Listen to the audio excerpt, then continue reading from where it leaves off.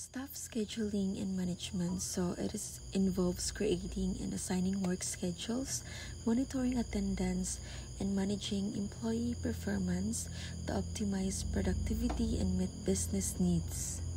So, staff scheduling and management is important because it ensures the right number of employees are available at the right times, optimize productivity, reduces labor cost, improves employee satisfaction by balancing workloads, and help meets business goals efficiently.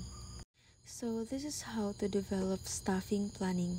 So first step is determine your organization goals, assess the current workforce, determine staffing needs, consider external factors, develop staffing strategies, and then the last one step is implement and monitoring.